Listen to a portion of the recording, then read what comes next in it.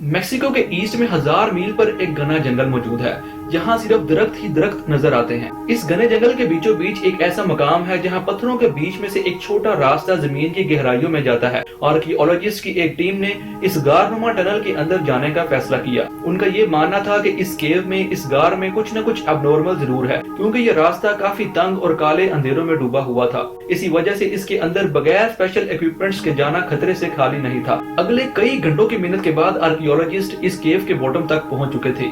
पहले तो यहाँ इनको कोई खास चीज देखने को नहीं मिली, लेकिन अचानक उनकी नजर एक सीक्रेट चैम्बर पर पड़ी। इसकी एंट्रेंस को पत्थर रख कर बंद किया गया था, लेकिन सवाल यह है कि इस वीरान जंगल में जमीन से 200 फीट नीचे केव के बॉटम पर यह सीक्रेट चैम्बर आखिर किसका था और इसको कब और क्यों बंद किया गया था। मेक्सिको के ईस्ट में यह घना जंगल तकरीबन 30 लाख स्क्वायर किलोमीटर के एरिया पर फैला हुआ है। दरख्तों के इस समंदर के साए तले माया सिविलाइजेशन की खोई हुई दुनिया के राज आज भी छुपे हुए हैं। पास्ट में हजारों सालों तक ये पूरा जंगल माया सिविलाइजेशन के होल्ड में हुआ करता था, जहां उन्होंने अपने कई शहर आबाद कर रखे थे। इस सिविलाइजेशन के लोग काफी स्किल्ड माने जाते थे, क्योंकि उन्होंने एशियंट इजिप्शियंस की तरह अपनी सिटीज में पिरामिड्स बना रखे थे। और इसके साथ साथ ये लोग agriculture, poetry, hieroglyphic writing, calendar making, mathematics और आर्किटेक्चरल आर्ट वर्क में भी हद से ज्यादा महारत रखते थे। एक्सपर्ट्स का मानना है कि एशियंट मायंस ने इस एरिया में टोटल 60 सिटीज बना रखी थी, जहां बड़े बड़े महलात, पिरामिड्स और टेम्पल्स बनाए गए थे। इनकी हर सिटी का अलग गॉड हुआ करता था, जिसको मायंस अपना किंग मानते थे। सिटीज की बिल्डिंग्स तो आज भी सही सलामत खड़ी हैं और इनको डेली टूरिस्ट की बड़ी तादाद विजिट भी करने आती है। लेकिन इस घने जंगल में जहाँ कोई प्रॉपर रोड नेटवर्क भी नहीं है, इसके अंदर हजारों साल पहले बसने वाली माया सिविलाइजेशन के राज, पूरे शहर और कई स्ट्रक्चर्स भी छुपे हुए हैं। कुछ जमीन के अंदर दस चुके हैं तो कुछ को दरख्तों के साए ने इंसानी आंखों से ओझल कर रखा है। लेकिन मॉडर्न टेक्नोलॉजी के इस्तेमाल से हिडन मायन सिटीज और इनके स्ट्रक्चर्स को ढूंढा जाने लगा है। एक्सपर्ट्स अब लाइडर टेक्नोलॉजी की मदद से दरख्तों के समंदर में छुपे स्ट्रक्चर्स की निशानदेही कर सकते हैं। लाइडर, जिसका मतलब है लाइट डिटेक्शन एंड रेंजिंग, ये एक ऐसी टेक्नोलॉजी है जिसमें एयरप्लेन से जमीन पर लेजर पल्स फेंकी जाती है। ये लेजर पल्स दरख्तों को बाईपास करके जमीन से टकराकर वापस एयरप्लेन पर लगे सेंसर्स तक पहुंच जाती है और फिर इस डाटा को प्रोसेस करके ग्राउंड की एक शेप तैयार की जाती है। ये ऐसा ही है जैसे एक्सरे हमारी बॉडी की बोन्स का एक नक्शा बनाता है। हैरत अंगेज तौर पे अभी तक 4500 से भी ज्यादा मायन सिविलाइजेशन के र्यून्स मिल चुके हैं, लेकिन एक्सपर्ट्स का ख्याल है कि असल में मायंस ने इससे भी ज्यादा स्ट्रक्चर्स बनाए थे। ये सवाल इतना इम्पोर्टेंट नहीं है कि मायंस ने हजारों साल पहले कितने स्ट्रक्चर्स बनाए थे, लेकिन असल मिस्ट्री तो ये है कि इतनी भारी पॉपुलेशन वाले पूरे के पूरे शहर छोड़कर मायंस आखिर कहाँ गए। क्या उनको जमीन निगल गई या आसमान उन पर फर्क पड़ा? कि इतने स्किलफुल होने के बावजूद भी वो कौन सी ऐसी चीज में कमजोर पड़ गए थे जो आज इस जगह पर उनका नामो निशान भी नहीं है। लाइडर टेक्नोलॉजी की मदद से आर्कियोलॉजिस्ट पहले ये जानते हैं कि जंगल के किस पॉइंट पर मायन र्यून मौजूद हैं और फिर वहाँ फिजिकली जाकर साइट पर एक्सकेवेशन की जाती है। गल्फ ऑफ मैक्सिको के करीब यूटोंग रीजन में आर्कियोलॉजिस्ट को मायंस के एक छोटे गाँव के र्यून्स मिले। इस गाँव को किविक कहा जाता है, जहां एक लोकल किंग ने ईयर 800 में यानी आज से 1200 साल पहले 20,000 पत्थरों को काट कर 30 फीट ऊंचा एक पिरामिड बनाया था। एशियंट मायंस नॉर्मली अपने किंग को पिरामिड के अंदर एक रॉयल चैम्बर में दफन किया करते थे। इसी वजह से आर्कियोलॉजिस्ट ने इसी पिरामिड के टॉप से इसके बॉटम तक एक शाफ्ट खोदने का फैसला किया, ताकि पता लगाया जा सके कि इस पिरामिड के अंदर कोई रॉयल चैम्बर है या नहीं। अगर है तो इसमें और क्या कुछ मौजूद है। 21 फीट की खुदाई के बाद आर्कियोलॉजिस्ट को एक ऐसा पत्थर मिला जो एक साइड से बिल्कुल फ्लैट था। ये पत्थर दूसरों से काफी मुख्तलिफ था, क्योंकि इस शेप के पत्थर पिरामिड्स बनाने के लिए नहीं बल्कि मायंस किसी रूम की छत को सपोर्ट देने के लिए लगाया करते थे, जैसा कि इस स्ट्रक्चर की सीलिंग पे देखा जा सकता है। ये खास पत्थर इस चीज की निशानी थी कि इस पिरामिड के अंदर कोई खास टॉम्ब भी बनाया गया था। मजीद खुदाई के बाद आर्कियोलॉजिस्ट को आखिरकार वो चीज मिल ही गई जिसकी तलाश थी।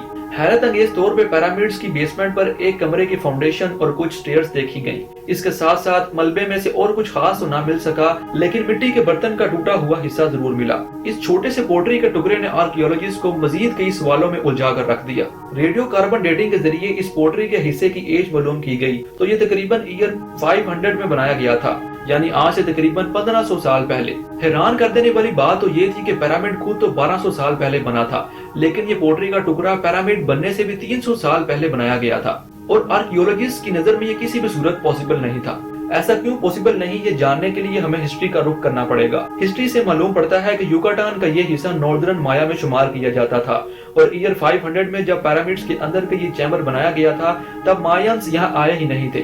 اب سب سے بڑا سوال یہاں یہ پیدا ہوتا ہے کہ اگر مائنز نے یہ رائل چیمبر نہیں بنائے تو آخر کس نے بنائے تھے؟ اس کا جواب جاننے کے لیے پیرامڈ رونز کے آس پاس جنگل کا معائنہ کیا گیا، اس امید سے کہ ان کو شاید کوئی خاص انفارمیشن مل سکے۔ پیرامڈ سائٹ سے 15 کلومیٹر دور آرکیولوجسٹ کو کچھ پتھروں کے درمیان میں ایک کیو کا راستہ دکھائی دیا۔ کیو کی انٹرنس کافی تنگ تھی اور اس کے اندر جانا خطرے سے خالی نہیں تھا۔ اسی وجہ سے پروفیشنل ایکوپمنٹس کا استعمال کیا گیا اور 2 سے 3 کیو ایکسپرٹس کو اس کے اندر بھیجا گیا۔ کئی گھنٹوں کے بعد ایکسپرٹس زمین سے 200 فیٹ دور نیچے زمین کے باٹم پر پہنچ چکے تھے، جہاں حیرت انگیز طور پہ ان کو ایک سیکرٹ چیمبر کا راستہ دکھائی دیا اور اس چیمبر کی انٹرنس کو ایک پتھر رکھ کر بند کیا گیا تھا۔